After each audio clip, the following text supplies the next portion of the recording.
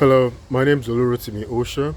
I like talking about American presidents, and I'm continuing with my discussion on, why the mafia could not have ordered the assassination of JFK. Um, I, however, want to just tie up some loose ends in a video I did earlier.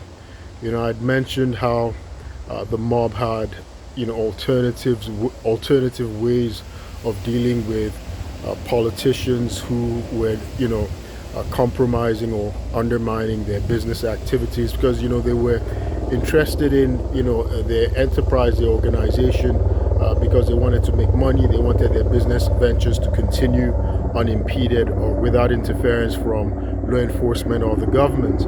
And one of the ways that they used to do this was, to beat charges, to be acquitted in prosecution or to get good legal advice. And I mentioned Frank Regano, who was a mob lawyer. He wrote a book, Mob Lawyer, and he's the attorney who claimed that Santo Traficante, the boss of the Florida and Cuban, mafia, had confessed, done a deathbed confession,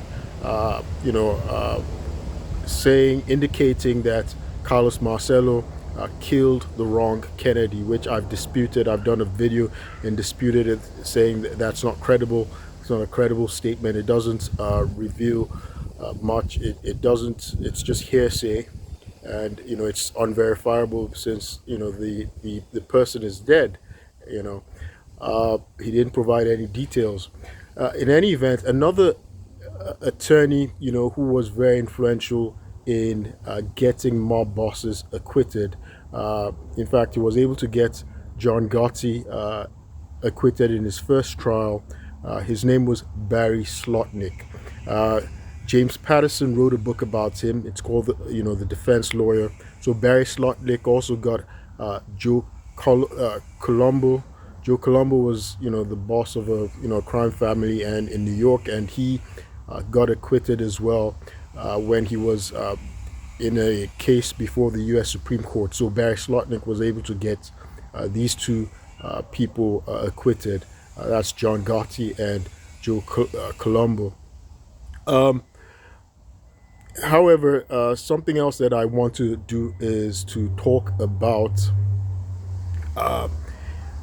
the influence of the government in going after organized crime, and how it can be positive when the president of the United States uses a law, uses his power to go after and dismantle organized crime.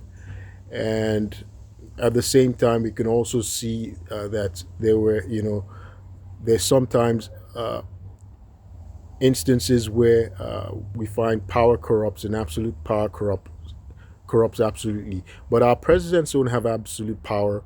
But case in point, I'm trying to point out how what was used to take down the mafia, that was the IRS, the Treasury Department, was also later abused by FDR. But let me first of all focus on how President Hoover, shortly after he was inaugurated, he would order he would issue a directive to the Treasury Department to get Capone, quote unquote, get Capone. There, with an exclamation mark. So he ordered the Treasury Department to use, tax evasion as a method to dismantle the criminal enterprise of Al Capone. This was his order in 1929.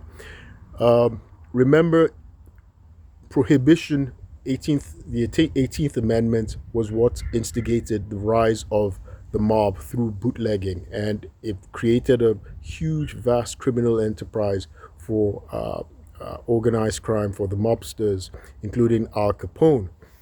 Now, the 21st Amendment subsequently dismantled, it's subsequently repealed the 18th Amendment, but that was later on in December 1933 under FDR, under President Franklin D. Roosevelt, who would take over from, who would defeat President Herbert Hoover. But Herbert Hoover successfully instigated, he ordered the takedown of Al Capone.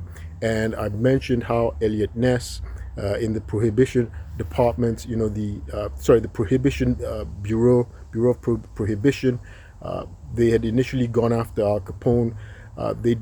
They brought bootlegging charges and prohibition charges against him, but the Treasury Department decided they were not going to take down Al Capone using murder cases, murder charges, or prohibition charges. They decided to use tax evasion. What made tax evasion possible was a 1927 case, a 1927 Supreme Court case called United States versus Sullivan, and of course it's declared that it opined that illegal activities were taxable, right? It said illegal activities were taxable. And so President Hoover subsequently ordered the Treasury Department to use tax evasion as a means of bringing down Al Capone. And so I mentioned how IRS agents, Treasury agents like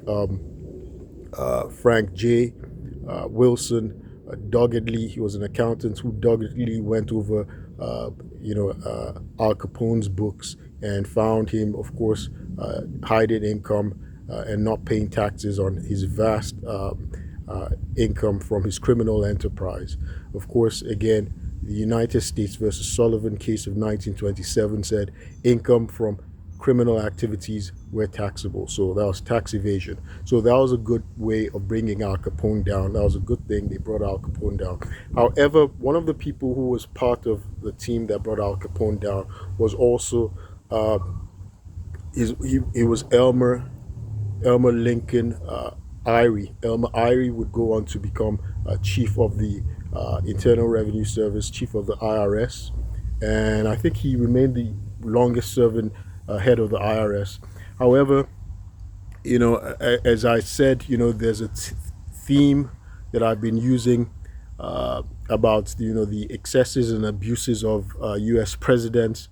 There's been talk today about how people have said that, well, President Trump, number 45 and 47, is the most tyrannical or most authoritarian president because he's been abusing power, and they said in unprecedented ways. I've used the theme and I want to follow that theme. There's nothing new under the sun. It's a quote from the Bible, Ecclesiastes chapter 1 verse 9.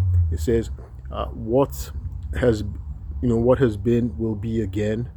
What has been done will be done again. There's nothing new under the sun. So, the talk and speculation, the outrage about President Trump weaponizing the Department of Justice to go out after his rivals, including the FBI Director James Comey, who was indicted on perjury, and Letitia James, who had convicted him on a civil suit regarding dodging taxes and abuses in real estate ventures. Both of them have been indicted. She was indicted for mortgage fraud. Now, I talked about how the IRS, the U.S. Supreme Court had determined that income from even illegal activities were taxable from the United States versus Sullivan case in 1927, and the IRS subsequently used, under President Hoover, used the Treasury Department used that Sullivan case to convict Al Capone of tax evasion, and he subsequently served 11 years in prison. Well, this was abused by President Franklin D. Roosevelt, who defeated President Herbert Hoover. So FDR would order his IRS chief, that was Elmer Irie. Elmer Irie had been one of the people who brought down Al Capone, and now he was now IRS chief under uh, President Franklin D. Roosevelt. And Elmer Irie, in his book uh, Tax Dodgers, he mentioned how FDR weaponized the IRS to go after his rivals, his opponents, including Andrew Mellon. Andrew Mellon was used to actually, Andrew Mellon was used to uh, sorry, the IRS went after Andrew Mellon for tax evasion. He was acquitted of all charges, and also the IRS also went against Huey Long. Huey Long was a presidential candidate was a presidential hopeful for 1936. He had been governor of Louisiana, and of course he became a U.S. senator. Unfortunately, in 1935, he was assassinated by a medical doctor, a physician called Carl Wise, and of course, he was not just before a grand jury was to meet to indict him. So we see again, there's nothing new under the sun. The IRS was weaponized under FDR, frankly, Delano Roosevelt. So, claims that President Trump, number 45 and 47, is the first to be weaponizing the government against his rivals.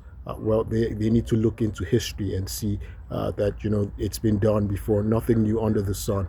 Not that I'm subscribing or I'm supporting this. I'm just a neutral observer of history. My name is Olu Osha. I like talking about American presidents, and I draw attention to color of law violations, pivoting on subordination of perjury and fraud on the court. I've talked about how I was swatted by Montgomery County Police on May 16, 2023, and of course the courts and law enforcement, Montgomery County law enforcement, Montgomery County courts and state attorney's office were used illegally in prosecutorial misconduct, police misconduct, and judicial misconduct in order to obstruct justice and federal government investigations in the Department of Defense and the Department of the Navy. I'll keep you posted. Thank you.